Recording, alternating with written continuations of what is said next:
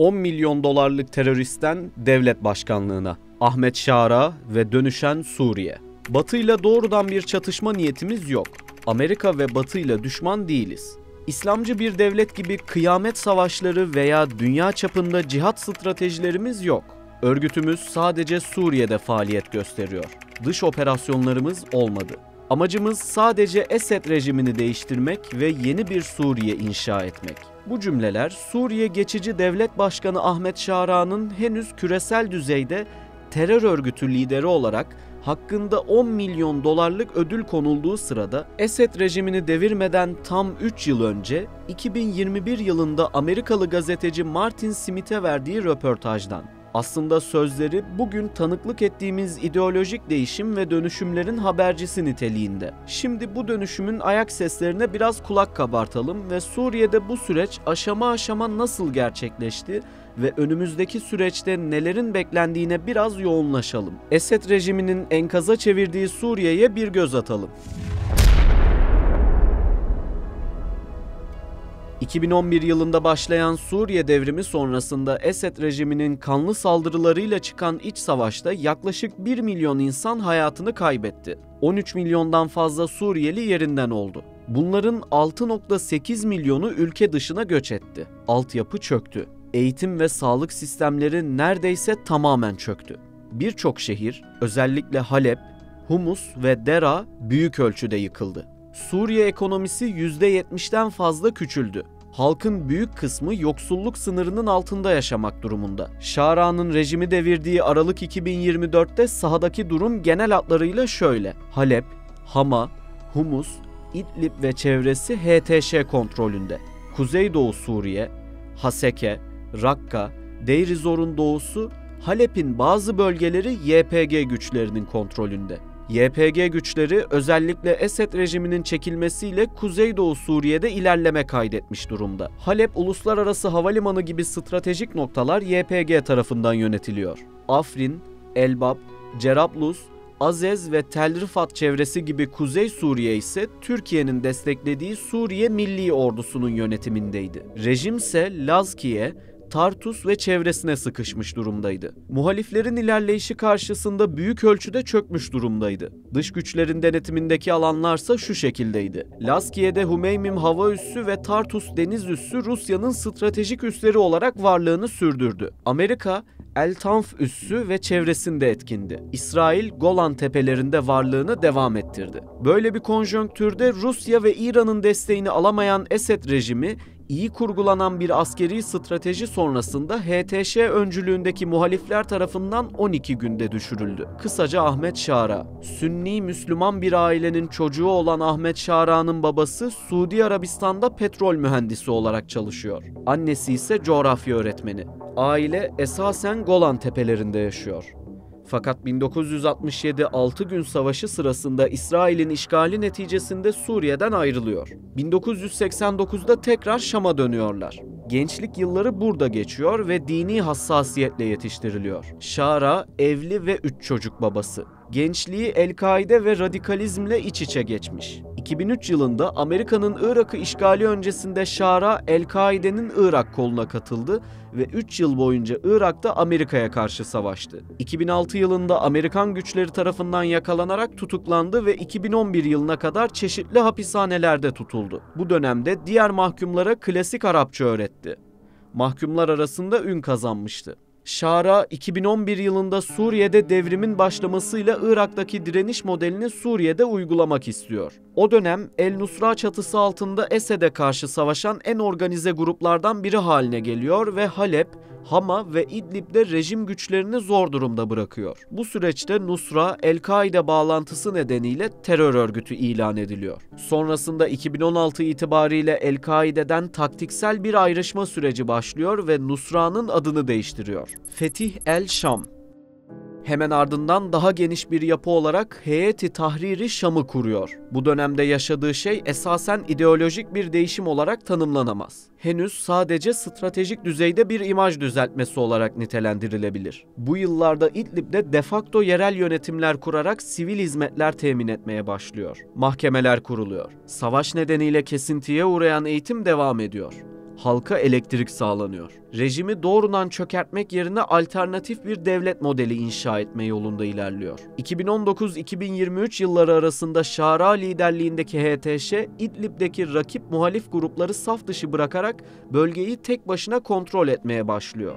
Bu dönemde Şara ilk defa batılı gazetecilerle röportajlar veriyor. Bunu yaparken artık yüzü sarılı bir savaşçı değil, takım elbiseli ve daha ılımlı imaj çizen bir figür olarak karşımıza çıkıyor. Sakin ve etkili konuşması onun hanesine artı puan kazandırıyor. Esed rejiminin ekonomik ve askeri olarak zayıfladığı bu dönemde İdlib modeli Batı'nın da dikkatini çekmeye başlıyor. Ve nihayet 2024 yılına gelindiğinde Suriye'deki ekonomik çöküş, rejimde devam eden iç çatışmalar, İran'ın iyice zayıflaması ve Ukrayna ile savaşından dolayı Suriye'yi ikinci plana atan Rusya ve bu noktada doğan boşluğu lehine çeviren HTŞ ilerlemesini sürdürüyor ve rejimi deviriyor. 50 yıllık bir Baas rejiminin bitişinin resmi dünyaya servis ediliyor. Ardından tüm dünya yavaş ve temkinli de olsa bu düşüşü kabul ediyor ve Şara liderliğindeki yeni süreci kabulleniyor. Neler yaptı? Ahmet Şara hemen siyasi düzlemde çalışmalarına başlıyor. Esed rejiminin çökmesinden hemen sonra HTŞ çatısı altında oluşturulan teknokratlardan ve yerel liderlerden oluşan bir geçici yönetim kurulu ilan ediliyor. Bu adım ulusal birliğin sağlanması ve kaosun engellenmesi adına ilk ciddi siyasi gelişme olarak görülüyor. Şara, Ocak 2025'te Suriye'nin geçiş dönemi Cumhurbaşkanı olarak atanıyor. Şeffaf, çoğulcu ve halkın onayına sunulacak bir anayasa taslağı için komisyon kuruldu. Bu adım, radikal geçmişten uzaklaşıp kurumsal bir devlet yapılanmasına geçme niyetinin göstergesi olarak yorumlanıyor. Körfez ülkeleri, Türkiye, Amerika ve Avrupa ile diplomatik temaslar kurdu. Şara, farklı etnik ve dini grupların haklarını koruyacağını ve Suriye'nin uluslararası alandaki konumunu güçlendireceğini açıkladı. Eski bir radikal liderin ilk defa uluslararası tanınma arayışı içine girmesi, siyasi bir dönüşüm olarak değerlendiriliyor. Önümüzdeki 5 yıl içinde 14 milyon Suriyelinin ülkesine döneceği şeklinde önemli bir taahhüdü de var. Bu vaadi Türkiye, Lübnan ve Ürdün gibi ülkelerdeki mülteci krizine yönelik umut verici bir çıkış olarak görüldü. Yeni kurulacak mecliste azınlık temsili ve kadın kotası önerildi. HTŞ geçmişindeki katı anlayıştan uzaklaşıldığını gösteren en sembolik adımlardan biri de bu. HTŞ'nin askeri kanadının zamanla yerel güvenlik birimlerine entegre edilerek profesyonel orduya dönüştürüleceği ilan edildi. Bu adımda radikal bir yapıdan devlet gücüne geçişin hukuki ve kurumsal temelini atma çabası. Tarım, altyapı ve kamu hizmetleri alanında dış destekli kalkınma projeleri duyuruldu. Esed sonrası dönemde yıkılan ülkenin yeniden inşası için en kritik alanlardan biri de bu, dış politika hamleleri. Şara'nın dış politikası Suriye'nin uluslararası izolasyondan çıkmasına odaklandı. İlk yurt dışı ziyaretini Şubat 2025'te Suudi Arabistan'a,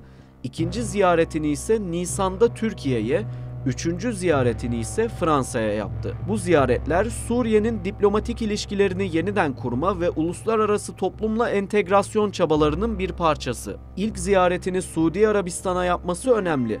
Suudi Veliaht Prensi Muhammed Bin Selman arasında yapılan görüşmelerde enerji, teknoloji, eğitim ve sağlık gibi alanlarda işbirliğinin artırılması konusunda mutabakat sağlandı. Tüm bunlar Suriye'nin savaş sonrası yeniden inşasında Suudi Arabistan'ın rolünü güçlendireceği anlamına geliyor. Ayrıca Suudi Arabistan, Suriye'ye uygulanan Batı yaptırımlarının kaldırılması için Amerika ve Avrupa Birliği nezdinde diplomatik girişimlerde bulunma sözü vermiş ve takip eden süreçte göreceğimiz gibi bunda da başarıya ulaşmıştı. Bunun yanı sıra Suriye'nin Arap Birliği'ne yeniden katılım sürecini desteklemek ve Arap dünyasıyla ilişkilerini normalleştirmede bölgenin en büyük güçlerinden biri olan Suudi Arabistan üzerinden bunu gerçekleştirmek stratejik bir hamle olarak değerlendirilebilir. Son olarak bu ziyaretle Şara, Suriye'nin İran ve Rusya ile olan geleneksel ittifaklarından uzaklaşarak Arap dünyasıyla daha yakın ilişkiler kurma niyetini gösterdi. Sonrasında gelen Türkiye ziyaretinde ise güvenlik, savunma, ekonomi ve diplomasi alanında işbirliği konuları görüşüldü. İki taraf da işbirliğini artırma konusunda güçlü bir siyasi irade ortaya koydu. İlerleyen süreçte Türkiye'nin Suriye'nin yeniden yapılanma sürecine aktif olarak katılımının ikili ilişkileri daha da derinleştirecek.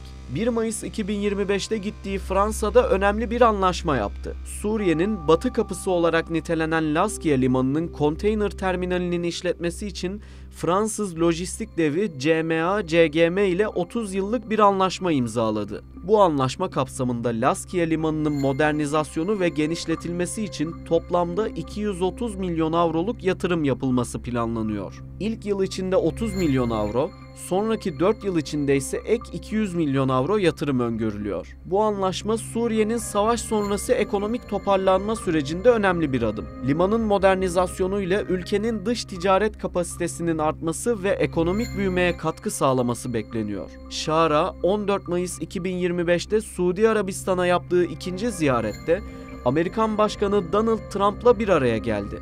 Bu iki ülke liderleri arasında 25 yıl aradan sonra yapılan ilk resmi görüşmeydi. Görüşme sonrasında Trump, Suriye'ye uygulanan tüm ekonomik yaptırımların kaldırıldığını açıkladı. Amerika'nın Suriye'ye yönelik yaptırımlarının kaldırılması, Şara'nın diplomatik çabalarının bir sonucu olarak görülüyor. Amerikalı yetkili Barbara Leaf, Şara'nın Amerikalılara terörist grupların tehdit oluşturmamasını sağlama konusunda kararlılık sözü verdiğini söyledi. Bunun karşılığında Şara hakkında daha önce yürürlükte olan 10 milyon dolarlık ödülden vazgeçildi. Bu gelişme Şara'nın uluslararası toplum nezdinde meşruiyet kazanma çabalarının bir göstergesi. Batı eksenine mi kaydı? Amerika'nın ardından Avrupa Birliği de Suriye'ye yönelik yaptırımları kaldırdı. Yaptırımların kaldırılması Suriye'nin yeniden inşa sürecine uluslararası yatırım ve finansman akışını kolaylaştırarak ekonomik toparlanmayı hızlandırabilir. Avrupa Birliği'nin bu kararı Ahmet Şara liderliğindeki geçici hükümete uluslararası meşruiyet kazandırabilir ve siyasi geçiş sürecini destekleyebilir. Ayrıca bu adımla Suriye'deki insani durumu iyileştirmesi ve mültecilerin geri dönüşünü teşvik etmesi bekleniyor. Şara'nın dış politika eğiliminin Suriye'nin Batı ile ilişkilerini güçlendirme yönünde olsa da tamamen Batı eksenine kaydığı söylenemez. Şara, İsrail'le dolaylı görüşmeleri doğrulayarak bölgesel dengeyi koruma çabası içinde. Ayrıca Türkiye, Suudi Arabistan ve Katar gibi bölgesel aktörlerle de ilişkilerini sürdürerek çok yönlü bir dış politika izliyor. Bu, Suriye'nin dış politikasında denge arayışının bir yansıması. Şara'nın gerçekleştirdiği adımlar, Suriye'nin uluslararası toplumla ilişkilerini normalleştirme ve ekonomik toparlanmayı hızlandırma çabalarının bir parçası. Esed'i ayakta tutan Rusya'ya karşı tutumu. Ahmet Şara, Rusya ile ilişkiler konusuna yaklaşırken dikkat çeken bir gerçekçilik sergiledi. Geçmişte Beşer Esed rejiminin ayakta kalmasında belirleyici bir rol oynayan Moskova'ya rağmen Şara yönetimi Rusya ile yapıcı bir diyalog kurma eğiliminde. Bu yaklaşım mevcut koşullar göz önünde bulundurulduğunda oldukça rasyonel. Zira Rusya hala Suriye topraklarında 2 askeri üsse sahip ve güvenliğin tesisi açısından önemli bir aktör. Moskova ile çatışmacı bir çizgi izlemek, Şara'nın başlattığı dönüşüm süreci için hem içeride hem dışarıda ciddi tehditler doğurabilir. Yani Şara'nın tavrı ideolojik değil, stratejik bir zorunluluk olarak da değerlendirilebilir. İdeolojik dönüşümü. Şara'nın ideolojik duruşunda belirgin bir değişim var. Önceki radikal söylemlerinden uzaklaşarak daha pragmatik bir yaklaşımla hitap ediyor. Bu da farklı etnik ve dini gruplarla işbirliği yapma, kadınları hükümette temsil etme ve laik bir yönetim anlayışını benimseme gibi adımlarla kendini gösteriyor. Ahmet el-Şara'nın bu ideolojik dönüşümü ve liderlik tarzı Suriye'nin iç ve dış politikasında önemli değişikliklere yol açtı. Bu dönüşüm Suriye'nin uluslararası toplumla ilişkilerini normalleştirme çabalarını hızlandırdı. Şara'nın nasıl bir Suriye hedeflediği planlarına ilişkin bazı ipuçları var. Bölgeyi iyi okuyan uzmanlar Suriye'nin dışlanmışlıktan çıkış sürecini analiz ederken farklı senaryoları ele alıyor.